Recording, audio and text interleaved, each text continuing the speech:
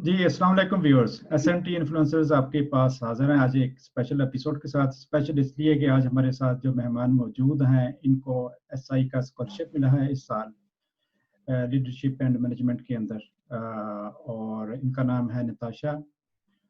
तो आज हम इनको वेलकम करते हैं अपने इस शो के अंदर। तो नताशा, आप अपने आप को थोड़ा सा इंट्रोड्यूस करेंगी? जी सबसे पहले तो शाहद भाई, thank you so much for welcoming to this interview. मैंने अपनी एजुकेशन जो है मास्टर्स इन पब्लिक एडमिनिस्ट्रेशन की है फ्रॉम यूनिवर्सिटी ऑफ कराची। उसके बाद I started working in HF global services as a HR associate. फिर उसके बाद मैं सीनियर एचआर एसोसिएट के तौर पे काम कर रही थी। उसके बाद फिर मैंने एसआई स्कॉलरशिप के बारे में मुझे पता चला तो आई अप्लाइड फॉर इट, और अल्लाह का शुक्र है I have gone through it. सही, ज़बरदस्त। तो अभी तक आपका जो जॉब एक्सपीरियंस है पाकिस्तान में और जो आपकी जी एजुकेशन है पाकिस्तान में, उसको थोड़ा डिटेल से बताएंगी? जी बेसिकली मैंने बैचलर्स अपना पब्लिक एडमिनिस्ट्रेशन में किया था फ्रॉम यूनिवर्सिटी ऑफ कराची। फिर उसके हम्म। बाद मैंने मास्टर्स भी इन द सेम फील्ड किया। एचआरएम, क्योंकि उस टाइम इमर्जिंग फील्ड थी अच्छी खासी, तो मैंने उसको परस्यू करना चाहा। हम्म। और फिर उसके बाद मैंने राइट आफ्टर माय ग्रेजुएशन मैंने अपना प्रोफेशनल करियर परस्यू किया। वहाँ पे I had multiple responsibilities. I was responsible for training and development of employees. उसके अलावा जो है एचआर की जो एसोसिएटेड जितनी भी रिस्पॉन्सिबिलिटीज़ होती हैं, जैसे कि सिलेक्शन एंड रिक्रूटमेंट हो गया आपका, और हम्म। परफॉर्मेंस मैनेजमेंट हो गया, सेकॉन्डमेंट्स हो गया, ये सारी चीज़ें मेरे अंडर आती थी। And I was also responsible for the overall administration. हम्म। अच्छा जी, उसके अलावा मेरा टीसीएफ का भी वॉलंटियर एक्सपीरियंस रहा है, और उसके अलावा मैंने कंटेंट राइटिंग भी करती हूँ, एकेडमिक राइटिंग भी करती हूँ। और मैं एमनेस्टी इंटरनेशनल के साथ भी मैंने एक दो प्रोजेक्ट्स किए हैं, साइनिंग ऑफ पेटिशंस हैं। तो ये सारा मेरा ओवरऑल एक्सपीरियंस है। अमेजिंग, आपका बहुत रिच प्रोफाइल है अभी तक का। ये जो आपने एमनेस्टी इंटरनेशनल के साथ प्रोजेक्ट किए हैं, इसको जरा बताएंगे डिटेल से, ये क्या थे? बेसिकली हुआ ये था कि मैं I was going through online opportunities काफ़ी सारी। तो एमनेस्टी इंटरनेशनल का ये होता है कि पेटिशंस होती हैं, क्योंकि पाकिस्तान में ऐसा उसका स्कोप है नहीं, लेकिन वो एक छोटी सी कंट्रीब्यूशन होती है। तो हम्म। मैं आप पेटिशंस आप साइन कर सकते हो, ठीक है। तो मैंने उसको परस्यू किया। लाइक जैसे मैंने ये क्या नाम है, ग्लोबल वार्मिंग से ओरिएंटेड मैंने एक दो पेटिशन साइन की। उसके अलावा एजुकेशन से रिलेटेड मैंने पेटिशन साइन की। तो इस तरह की दो तीन पेटिशन मैंने साइन की। हम्म। सही। तो आपका जो बैकग्राउंड है अभी तक एजुकेशन का, वो था ह्यूमन रिसोर्स मैनेजमेंट के अंदर, लेकिन आपने जिस जी डिग्री के लिए अप्लाई किया है, जिसमें आपका एडमिशन हुआ है, वो है लीडरशिप एंड मैनेजमेंट, ऐसा ही है? जी जी जी exactly. Leadership and management in international context है, इन लीनियस यूनिवर्सिटी हम्म। पालमार। तो ये कितना डिफरेंट है आपकी बैकग्राउंड से, ये वाली डिग्री? ये काफ़ी हद तक रिलेटेड है। डिफरेंट तो मैं नहीं कहूँगी, क्योंकि हम्म। मोस्टली यही होता है कि बेटर है कि आपकी जो एजुकेशनल की जो आपका मास्टर्स है, that should be related to your professional experience. तो मेरा प्रोफेशनल एक्सपीरियंस भी था उसमें, प्लस मेरी जो डिग्री थी वो भी उसी में थी। तो इसी वजह से मैंने ये कोर्स परस्यू किया। तो काफ़ी ज़्यादा रेलिवेंट है, बेशक नाम थोड़े से डिफरेंट है। जी जी जी सही है। और आपका जो प्रोफेशनल एक्सपीरियंस है, वो तकरीबन 5 साल का था, कितना बताया था आपने? जी जी 5 years ऑफ वर्क एक्सपीरियंस है मेरा। सही है।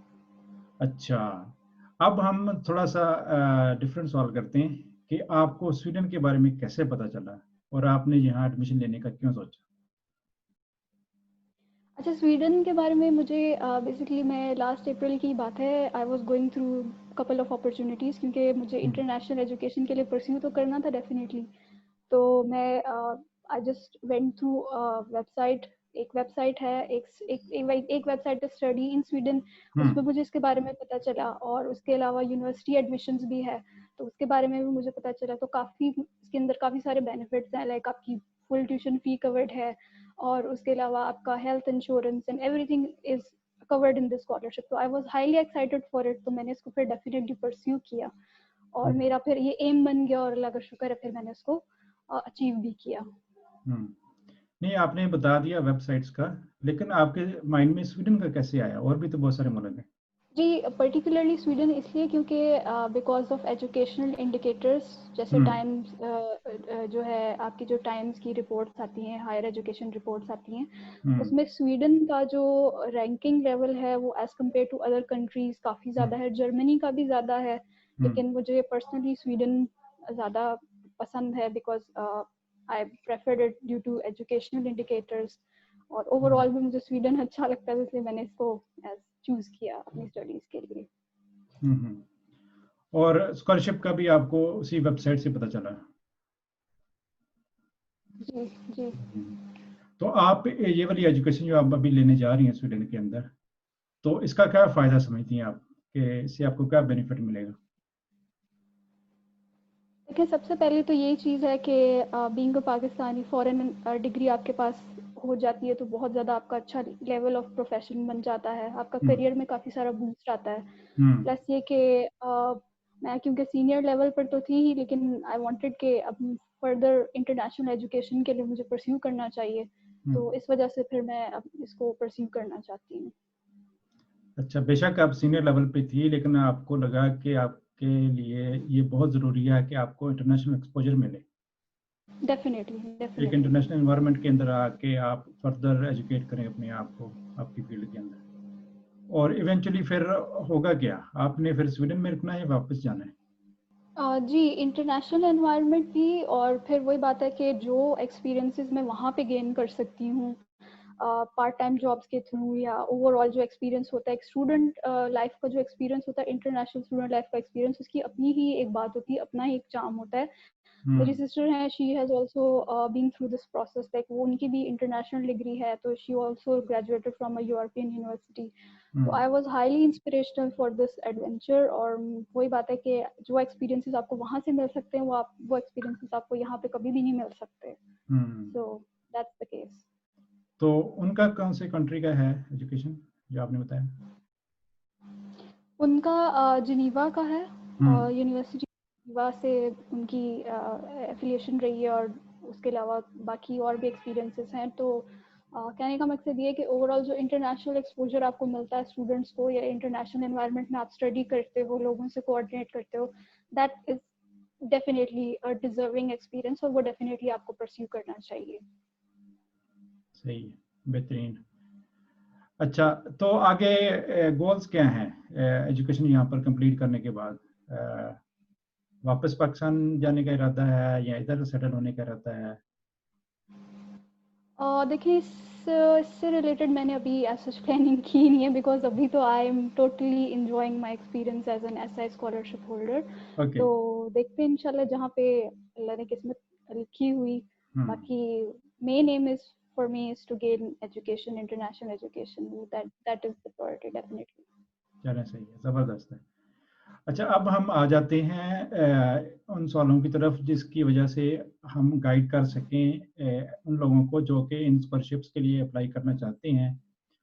तो सबसे पहले तो मैं आपसे पूछूंगा कि जो एसआई का स्कॉलरशिप होता है उसके कब अप्लाई किया जाता है और उसके क्या रिक्वायरमेंट्स हैं?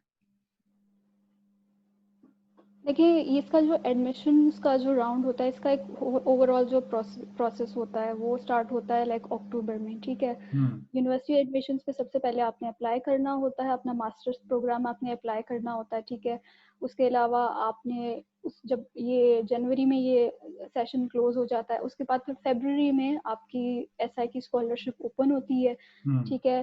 तो यूनिवर्सिटी एडमिशन्स जो है वो पहले अपना एक रिजल्ट्स, आपका जो नोटिफिकेशन ऑफ सिलेक्शन रिजल्ट्स होता है वो भी इशू कर देती है। उसमें आपको पता लग जाता है कि आप कौन कौन से प्रोग्राम्स में एडमिटेड हैं और कौन कौन से प्रोग्राम्स में आप एडमिटेड नहीं हैं, ठीक है। तो जिन प्रोग्राम्स में आप एडमिटेड होते हैं, आप प्रेफरेबली उन्हीं को ही अपनी प्रायोरिटी के तौर पर एसआई स्कॉलरशिप में भी अप्लाई कर दें, तो that would be well and fine. और फिर एसआई स्कॉलरशिप का अपना एक रिजल्ट आता है, फिर उससे आपको पता लग जाता है कि आपका हुआ या नहीं हुआ। अच्छा, जब आप स्वीडन में अप्लाई करते हैं तो आप सेम टाइम पे 4 प्रोग्रामों के लिए कर सकते हैं। लेकिन स्कॉलरशिप आपने एसआई का अगर अप्लाई करना तो उसी टाइम करते हैं या बाद में करते हैं? जी, देखिए, जो स्कॉलरशिप के लिए जो आप एप्लीकेशन डालते हैं वो एक ही प्रोग्राम के लिए होती है, लाइक आई मेंशन्ड कि आपके 4 प्रोग्राम्स होते हैं, उसमें से एक प्रोग्राम में आपका हो जाता है, ठीक है, या हो सकता है 2 प्रोग्राम्स में भी हो जाए यूनिवर्सिटी एडमिशंस पे, तो आपने उसमें से अपनी एक प्रायोरिटी डिफाइन करनी होती है कि मुझे ये वाला प्रोग्राम, इसमें मैं एडमिशंस परस्यू करना चाह रहा हूँ या करना चाह रही हूँ। तो फिर जो एसआई स्कॉलरशिप है, आपने उसमें भी उसी प्रोग्राम के लिए एप्लीकेशन डालनी होती है। तो इस तरह से होता है। यूनिवर्सिटी एडमिशंस में तो आप 4 में कर सकते हैं, लेकिन एसआई में आप सिर्फ एक ही मास्टर्स के लिए एप्लीकेशन ड्रॉप करते हैं। यानी कि एसआई के स्कॉलरशिप की एप्लीकेशन का टाइम शुरू होता है जब आपका एडमिशन हो चुका होता है और आपने फैसला कर लिया होता है कि उन 4 में से कौन सा प्रोग्राम आपने फाइनली परस्यू करना है। जी जी बिल्कुल ऐसा ही है। सही। और अब इसकी बताएं, रिक्वायरमेंट्स बताएं, क्या कौन कौन से डॉक्यूमेंट्स चाहिए होते हैं इस स्कॉलरशिप को अप्लाई करने के लिए? इसके अंदर काफ़ी सारे डॉक्यूमेंट्स रिक्वायर्ड होते हैं, ठीक है। एक आपकी सीवी रिक्वायर्ड होती है, उसका टेम्पलेट आपको एसआई की जो वेबसाइट है उसमें मिल जाता है, स्वीडिश इंस्टीट्यूट की जो वेबसाइट है, ठीक है। उसके अलावा आपको रेफरेंसेस सबमिट करवाने होते हैं, उसके भी टेम्पलेट्स होते हैं वहाँ पे। उसके अलावा लीडरशिप एंड वर्क एक्सपीरियंस के फॉर्म्स होते हैं, वो भी आपने सबमिट करवाने होते हैं। ये लीडरशिप और वर्क एक्सपीरियंस के फॉर्म्स, मतलब ये टेम्पलेट उन्होंने दिया होता है तो आपने उसको जस्ट फिल करना होता है या कोई ओपन एंडेड क्वेश्चंस भी होते हैं? वो बेसिकली आपके जो एम्प्लॉयर्स होते हैं वो आपके बिहाफ पे फिल करते हैं। लाइक रेफरेंस फॉर्म्स होता है वो आपने अपने उनसे लेना होता है, एम्प्लॉयज से लेना होता है। उसके अलावा जो लीडरशिप एंड एक्सपीरियंस का जो फॉर्म होता है वो भी आपके बिहाफ पे वही फिल आउट करके देते हैं। सही, जबरदस्त। तो इस प्रोसेस में आपको क्या लगता है कौन सा डॉक्यूमेंट सबसे ज्यादा जरूरी होता है या सबसे ज्यादा आप यूं कहने के टाइम और एनर्जी लगता है प्रिपेयर करने में? I think leadership and experience forms होते हैं, उसी का आपको बहुत ज़्यादा ध्यान रखना पड़ता है, क्योंकि आप अगर जाएंगे वेबसाइट पे विजिट करेंगे उसको, तो आप चेक करेंगे कि काफ़ी सारी उसके अंदर रिक्वायरमेंट्स उन्होंने खुद स्पेशली मेंशन की हुई होती हैं। मिसाल के तौर पे लीडरशिप एक्सपीरियंस का जो फॉर्म है आपका, ठीक है, वो आप 2 ऑर्गेनाइजेशन से शो कर सकते हैं। फॉर इंस्टेंस अगर आपने अपनी फर्म में आपने कोई लीडरशिप रोल किया है, ठीक है, तो आप उसके बारे में मेंशन कर सकते हैं। या अगर आपने किसी और ऑर्गेनाइजेशन के साथ काम किया, जैसे वॉलंटियर एक्सपीरियंस है आपका या कोई और एक्सपीरियंस है, तो आप you can also mention about that. तो उसका ये होता है कि आप 2 ऑर्गेनाइजेशन से उस फॉर्म को शो कर सकते, उन फॉर्म्स को शो कर सकते हैं, और हर फॉर्म जो है वो 1 पेज का होना चाहिए, ठीक है।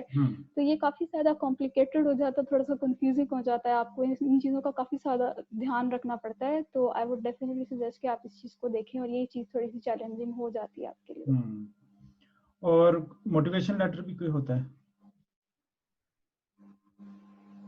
मोटिवेशन लेटर यूनिवर्सिटी एडमिशंस को आप सबमिट करवाते हैं अपने, जो आपके जो जितने भी एक्सपीरियंसेस वगैरह हैं और जितनी भी चीज़ें हैं, बाकी एसआई की तरफ से भी एक मोटिवेशन लेटर होता है, वो भी आपको सबमिट करवाना होता है। तो ये ऑलमोस्ट सेम होता है जो आपने एडमिशन के टाइम पे यूज किया होता है या डिफरेंट होता है? थोड़ा बहुत डिफरेंस होता है। लाइक आप मोस्टली क्वेश्चंस वही होते हैं कि आप अपनी एजुकेशन क्यों परस्यू करना चाह रहे हैं स्वीडन में, या आपके क्या एम्स हैं, आपके फ्यूचर एम्स क्या हैं, आपके करियर से रिलेटेड क्या एम्स है, ये वाली स्कॉलरशिप आपको किस तरह से हेल्प कर सकती है। तो मोर और लेस आपके एम्स जो है वो सेम होने चाहिए, या मोर और लेस चीज़ें वही सेम ही होती हैं, ज़्यादा डिफरेंस नहीं होता इसमें। सही, जबरदस्त। अच्छा, कोई और आपके ज़हन में इम्पोर्टेंट बात उन लोगों के लिए जो कि आइंदा एसआई का स्कॉलरशिप अप्लाई करना चाह रहे हों, उनके लिए कुछ गाइडेंस, कोई सजेशंस, कोई कमेंट्स, अगर आप उसकी एक समरी दे दें? अच्छा, जी मैं यही कहना चाहूँगी कि जो आपके फॉर्म्स हैं उनके बारे में आपने बहुत ज़्यादा ध्यान रखना है, क्योंकि एसआई में जो है ये चीज़ सबसे पहले देखी जाती है कि आपने सारी की सारी जो इंस्ट्रक्शंस हैं उनको आपने फॉलो किया है, उस चीज़ को देखना चाहिए। उसके अलावा आपकी आपका अपना प्रोफाइल बहुत अच्छे तरीके से आपको हाईलाइट करना होता है, भी उसमें आप ऑथेंटिक रहें, ओरिजिनल रहें, और जितना अपनी अचीवमेंट्स को हाईलाइट कर सकते हैं उसको हाईलाइट करने की कोशिश करें। And hope for the best, and कोशिश करें कि जितनी भी उसकी डॉक्यूमेंट्स हैं, जैसे रेफरेंसेस हैं या उसकी और जो डॉक्यूमेंट्स होती हैं, उसको वेल बिफोर आप जो है प्रिपेयर करके रखिए। बिकॉज जो टाइम होता है, जब स्कॉलरशिप का टाइम होता है, उस टाइम तो बहुत ज़्यादा आपके लिए जैसे कहना चाहिए प्रेशराइजिंग मोमेंट होता है वो। तो तो इट्स बेटर कि आप पहले कर दीजिए और ट्राई कीजिए कि एज सून एज पॉसिबल जैसी आपकी स्कॉलरशिप ओपन होती है उसमें आप अपनी application as soon as possible उसमें डालने की कोशिश कर दीजिए। चलिए, ज़बरदस्त।